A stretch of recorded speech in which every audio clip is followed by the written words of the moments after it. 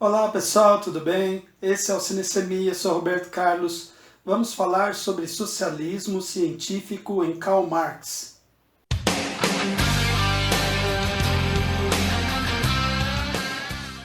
O socialismo é uma teoria que ganhou status de ciência a partir das análises elaboradas de Karl Marx e Engels. Os dois, analisando a sociedade, conseguiram deduzir todas as mudanças que eram necessárias e também apontaram o caminho para que isso acontecesse, isto é, a partir de uma revolução proletária, a qual daria conta de tomar os meios de produção das mãos dos burgueses e assim concretizar o plano de reforma social, mais conhecido como socialismo. Vamos falar sobre isso em dois filmes, começando com Nicholas e Alexandra, de 1971. Esse filme, o Michael Jackson, é o czar Nicolau II, imperador da Rússia.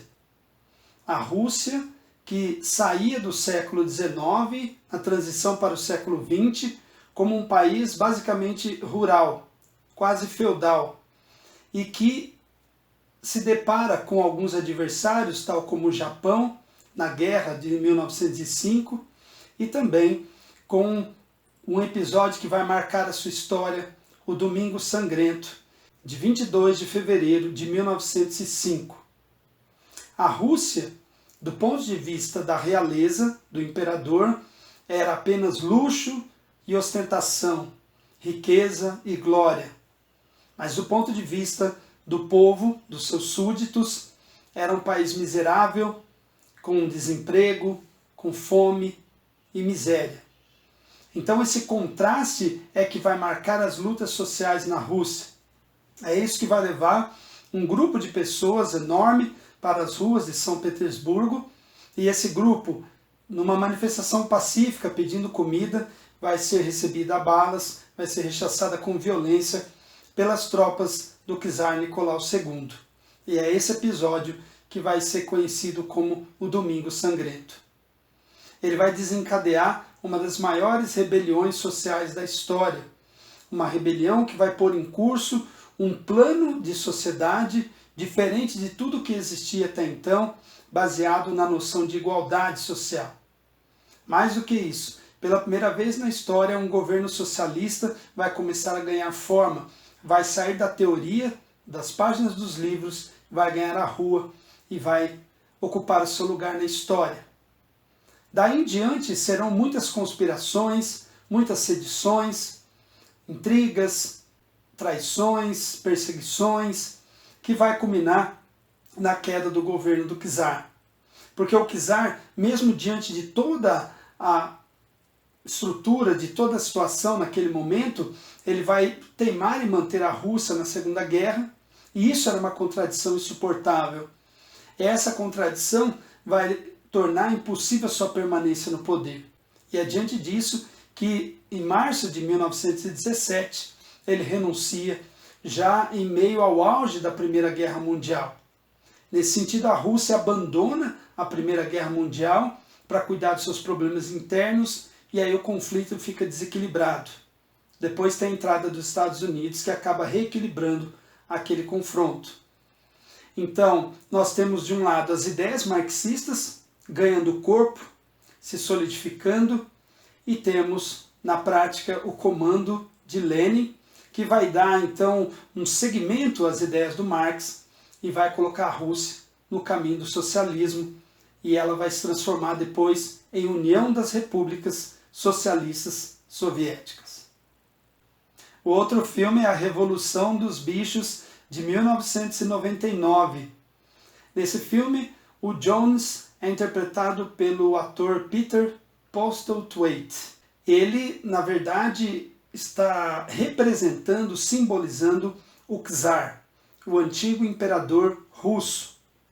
Ele é dono de uma fazenda, e nessa fazenda os animais estão cansados de ser explorados. Os animais, então, representam os bolcheviques, que é aquele povo, aquela parte do povo russo que encampou a Revolução Socialista. Logo depois que os animais tomam o poder, começam as disputas de poder entre os animais para ver quem ficaria no poder e quem ficaria fora dele. Nessa disputa, nós temos então a figura do velho major, que ele representa o Lenin. Ele é o primeiro que coloca ordem ali na fazenda e transmite para os animais a teoria do animalismo. O animalismo, claro, entenda-se socialismo. É toda uma simbologia, é toda uma metáfora muito bem elaborada que traz vários personagens disfarçados ou agora, digamos, zoomorfizados, isto é, transformados em animais. Depois que o velho major, que é o Lenin, morre, dois personagens disputam o poder, ou seja, dois porcos. O Napoleão, que representa Stalin, e o Bola de Neve, que representa o Trotsky.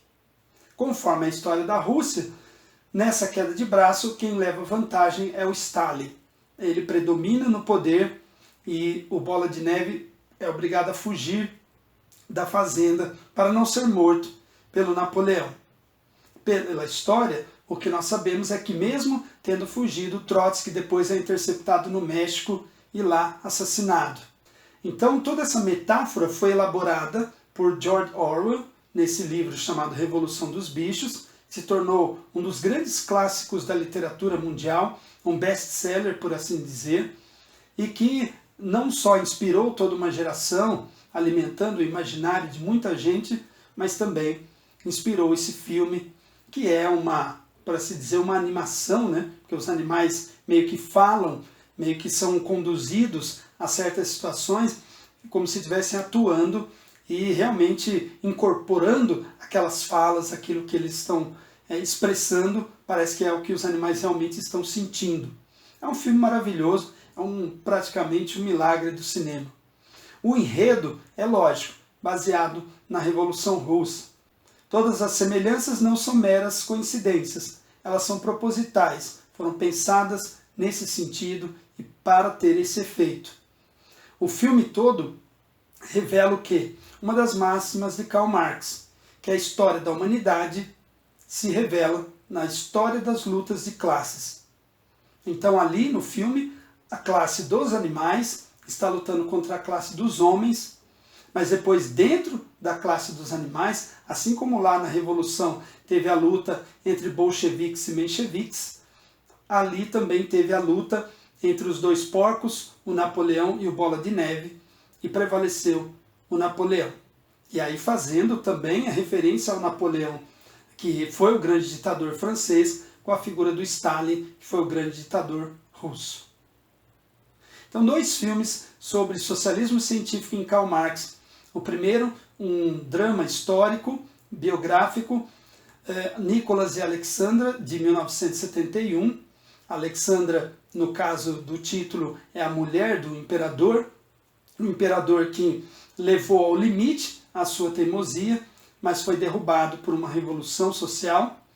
E Revolução dos Bichos, de 1999, os animais se revoltando contra a dominação dos homens e depois entre si, os animais se subjugando uns aos outros, mostrando que o desejo de poder permanece além e apesar de tudo.